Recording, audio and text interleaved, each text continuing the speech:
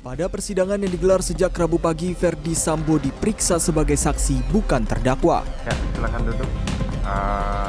Namun cerita yang diungkapkan Sambo merupakan rangkaian peristiwa yang dilakukan para terdakwa.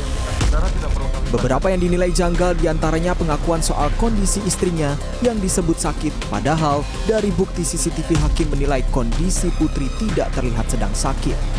Majelis hakim juga merasa aneh soal senjata milik Yosua yang diakui Sambo masih ada di pinggang Yosua usai ditembak. Padahal dari keterangan terdakwa Richard Eliezer, senjata Yosua sudah diamankan sejak perjalanan dari Magelang ke Jakarta. Saudara saksi ya, di sini saudara tuh diperiksa sebagai saksi, belum sebagai terdakwa. Iya, yang mulia. Tapi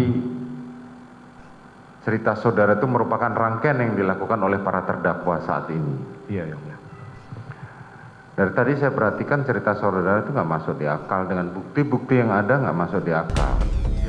Sementara itu, kuasa hukum Sambo Arman Hanis mengaku kecewa hakim menyimpulkan kliennya berbohong. Menurutnya, kesaksian Sambo soal istrinya sakit tidak harus terlihat duduk di kursi roda.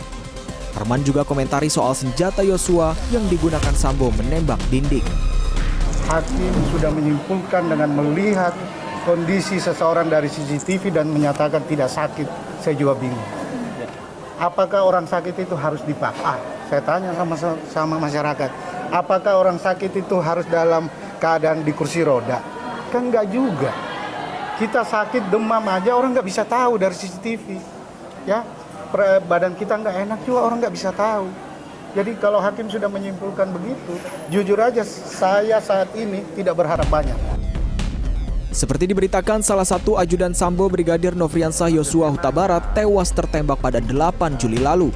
Cerita awal, Yosua tewas dalam peristiwa tembak-menembak karena melecehkan istri Verdi Sambo.